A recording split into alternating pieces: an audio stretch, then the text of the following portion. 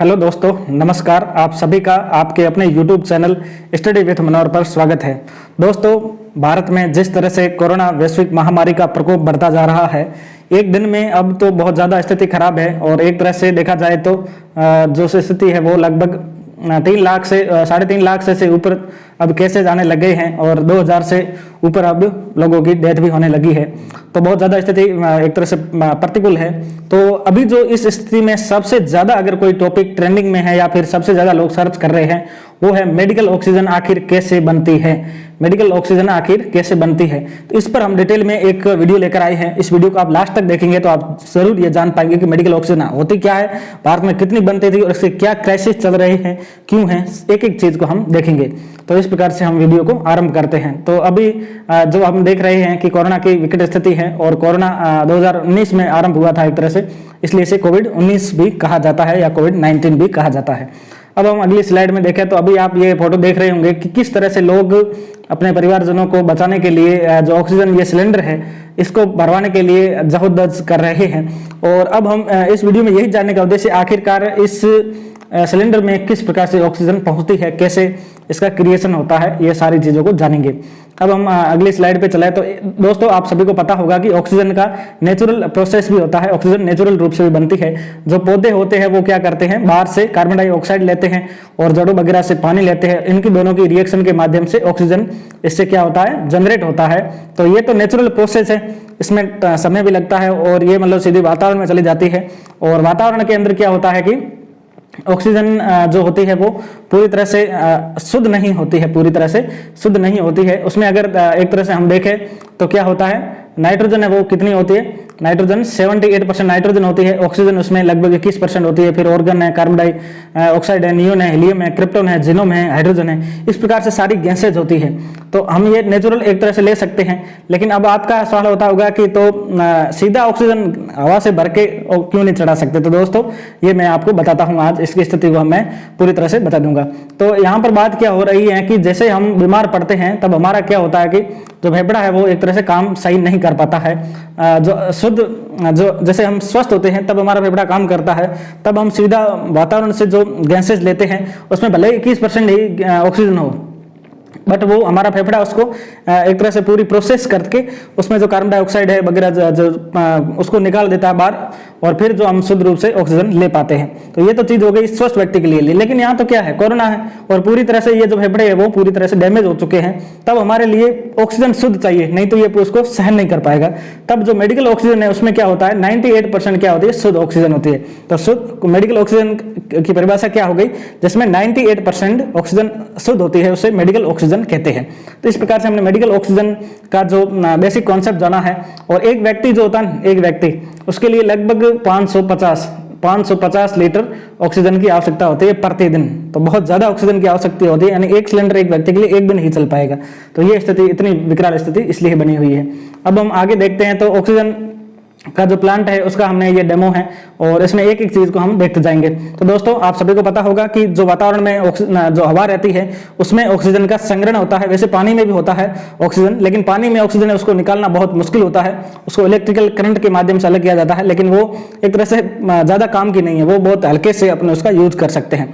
लेकिन हवा वाली है उसका यूज कर सकते हैं। तो सबसे पहले क्या होगा, सबसे पहले क्या किया जाता है, हवा में से ऑक्सीजन को एक तरह से स्टोर किया जाता है, फिर उसको कंप्रेसर में से गुजारा जाता है, कंप्रेसर में उसे दबाया जाता है और फिर उसके मतलब जो एक तरह से उसको कंप्रेस किया जाता है। फिर ये फिल्टर नंबर 1 आता है। तो फिल्टर कुछ नहीं, आप ऐसे मान लो कि गांव में जो चाय छानने की छालनी होती है, जो आटा छानने की छालनी होती है, वही छलनी है। यहाँ पर छलनी ही है। शरीर में जैसे किडनी है तो वो हमारे रक्त को शुद्ध करती है, तो वैसे छलनी है। इसके माध्यम से जितने बड़े बड़े पार्टिकल्स है जैसे कण वगैरह हो गए, पीएम हो गए, तो ये इसमें निकल जाते हैं। तो पहले ये हो गई। फिर इसमें एयर ड्रायर सिस्टम होता है। इसमें क्या होता है कि जो पानी है, जल वाष्प होती है हवा में, आपको पता है जल वाष्प होती है, तो वो इससे फिर संग्रहित करके इसे अलग किया जाता है, शुष्क बना दिया जाता है। फिर इसमें ये आप देख रहे हो इसे एयर टैंक में आ जाती है। फिर यहाँ पर 6-7 और फिल्टर लगे होते हैं, एक एक फिल्टर लगा होता है और फिर पूरे फिल्टरों में से गुजारते हुए इसे शुद्ध करना जरूरी है। अभी हमने पीछे क्या देखा था, अभी ऑक्सीजन कितनी है, 21% है। कितनी 21% ऑक्सीजन है और बाकी सारी दूसरी गैसेज है, दूसरे कण भी होते हैं, बैक्टीरिया होते हैं, विभिन्न प्रकार की चीजें होती है। तो उन सबको निकालना जरूरी है, नहीं तो बीमार पहले से व्यक्ति और ऐसी जाकर वापस दे दी तो वो और एक तरह से उसकी डेथ हो सकती है। इस प्रकार से अशुद्धियां पूरी की पूरी निकालनी ही होगी। उसके बाद में पीएसए सिस्टम होता है, प्रेशराइज जो स्विंग्स एब्जॉर्प्शन एक तरह से सिस्टम होता है। अब आपको एक चीज बताना चाहूंगा मैं कि यहाँ पर क्या होता है कि हर जो गैसेज होती है उनका बॉइलिंग पॉइंट अलग अलग होता है, हर गैस का बॉइलिंग पॉइंट अलग अलग होता है। तो वो चीज हम देखते हैं। सबसे पहले देख लीजिए, जैसे जीनोम है तो जीनोम का बॉइलिंग पॉइंट है वो कितना है, -108 है, क्रिप्टॉन -153 है, ऑक्सीजन -183 है, ये आप याद रख लो। ऑर्गन है वो 185 है, नाइट्रोजन 185, नियोन 246, हीलियम 268। तो इसमें क्या है कि अब यहाँ पर हमारे को क्या करना होगा, हमारे को इसको बहुत ज्यादा कंप्रेस करना होगा, बहुत ज्यादा ठंडा करते जाना होगा, और जैसे जैसे ये ठंडा होती जाएगी अपनी स्थिति में पहुंच जाएगी, वो क्या बन जाएगी, लिक्विड में बदलती जाएगी और फिर वो बहने लगेगी और हम उसका लिक्विड में लेकर उसको संग्रहित कर लेंगे। तो यही प्रोसेस अब चलने वाला है पीएसए में।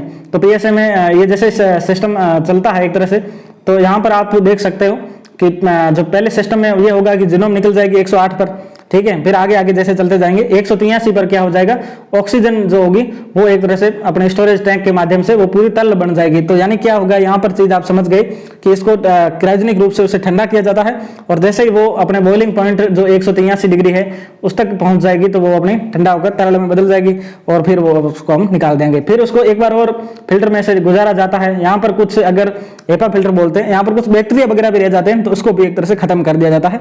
फिर ये पूरी तरह से अपनी जो ऑक्सीजन है वो एक तरह से क्रायोजेनिक रूप से भेजी जाती है। इसका परिवहन कैसे होता है, मैन अभी जो समस्या आई है, ऑक्सीजन तो अपने भारत में क्या है कि 7500 मिलियन टन ऑक्सीजन डेली बनती है, उसका कोई शॉर्टेज भी नहीं है ज्यादातर। लेकिन हमारे पास समस्या, सबसे बड़ी समस्या क्या हुई है, उसके परिवहन की समस्या हुई है सबसे बड़ी।